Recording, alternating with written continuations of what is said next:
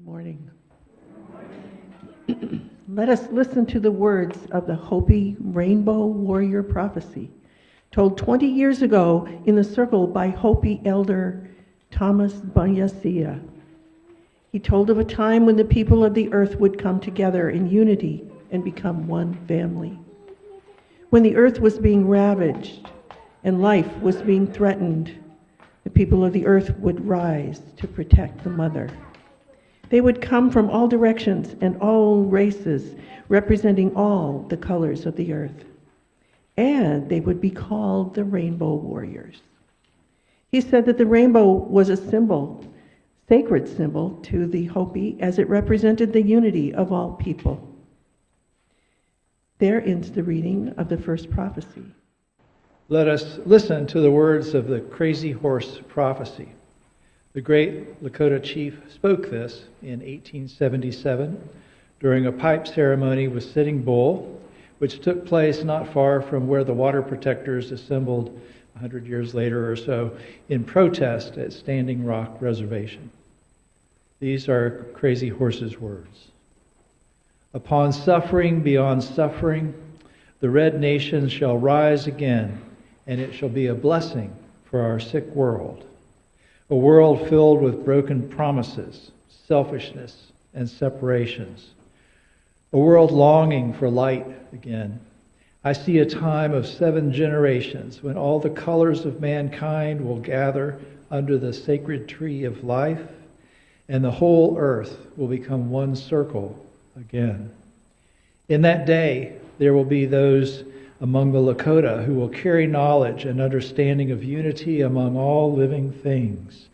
And the young white ones will come to those of my people and ask for this wisdom.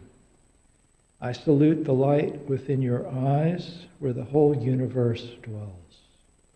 For when you are at that center within you, and I am at that place within me, we shall be as one. There ends the reading of the second prophecy. Let us listen to our third and final prophecy, the Mohawk prophecy of the 7th generation. This prophecy was told by Mohawk elder Tom Porter in recent years. 7 generations after first contact between the natives and Europeans, there will come a time when the earth will be sick and dying. We will recognize this time by what is happening around us. The elm trees will be dying from the top down. The animals will begin disappearing. The waters will burn and become unsafe to drink. The air will burn our eyes.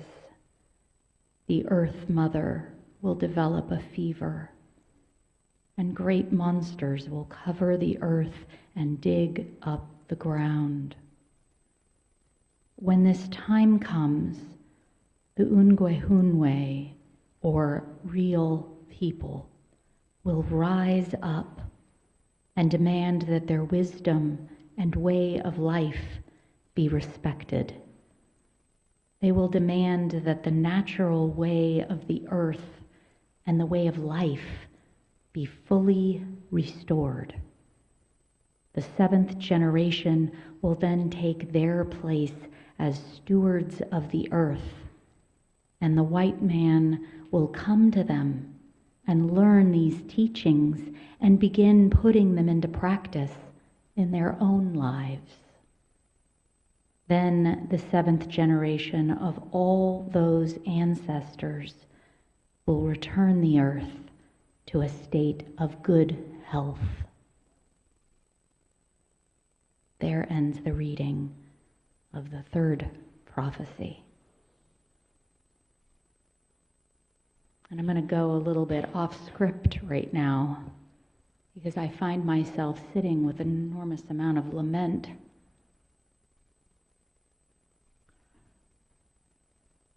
Lament about the part that my ancestors have played in the decimation of these indigenous peoples,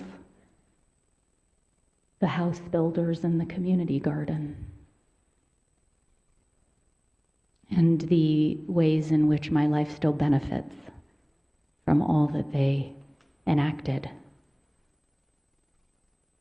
And a lament for the sacred instructions of my own Indigenous ancestors, for we all have them. We all have a place and land that we were once indigenous to. Where are those sacred instructions?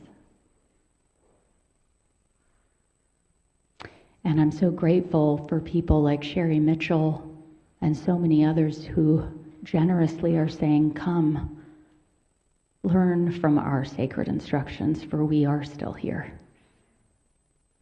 And that gives my heart a lot of hope. And I know this is really complicated, particularly right now as we're thinking about land. But I'm going to be quiet now because I want Sherry Mitchell, she who brings the light, to offer her sacred instructions, not me. This is her closing reflection from her book. And this section is called Our Responsibilities.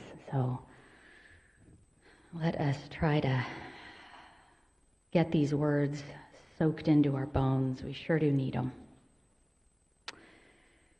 All of these prophecies, she says, speak of a time of awakening when the people of the earth would rise up and take the sacred teachings held in the Indigenous way of life and work together to restore the health and well-being of Mother Earth. They tell us that we will face great challenges during this time, but we will succeed if we choose to walk the path that has been held for us by our ancestors. Our role is not simply to observe the emergence of these prophecies, but to actively participate in their unfolding. As we move through these challenging times, we can draw strength from knowing that we are tied to the entire lineage of life. We are loved and supported by generations of ancestors who carried these messages forward to guide us during these times.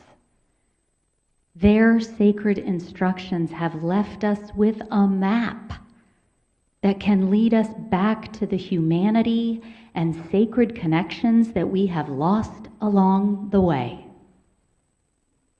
Our responsibility, she writes during this time, is to seek that path and reconnect with the heart-based wisdom that binds us to one another and the rest of creation all the way back to the beginning of time.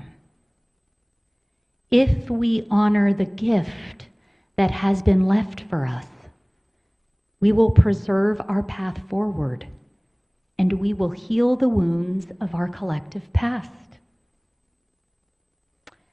As we walk this path, she concludes, we must take care to place our feet carefully, ensuring that the steps we choose are aligned with life. And at all times, we must remember that we are the dream of our ancestors come to life, the living expression of their seventh generation. We are not placeholders in time, but guardians of the future. As such, we have the responsibility for dreaming the next 7 generations into being. And this dreaming is the work of our lives, my friends. It is what we were born to do. In order to complete this task, we must join our hearts and our minds in a unified prayer, she says. then we must breathe life into a collective vision of peace, harmony, and balance, breathing our hopes and dreams until that vision begins to take form and our future generations are able to walk into it as flesh and blood. Those are her final words.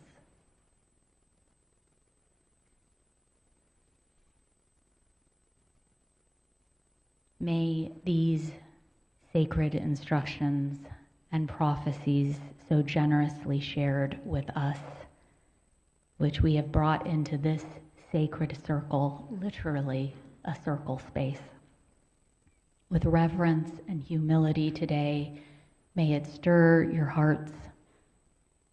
May it settle some of your fears and remind us all that we are caught up in a bigger, longer story, a healing story, a hopeful story, one that shows us how to be rainbow warriors and a part of the great gathering under the sacred tree of life, 7 generations behind and before, holding and keeping us as we do what we were born to do, which is heal and love and walk gently and carefully on this sacred earth together. And so I say to you, happy Indigenous Peoples Day, and thank you. Can we hold a thank you for the wise ones and ancestors for their voices and wisdom and instructions? Amen.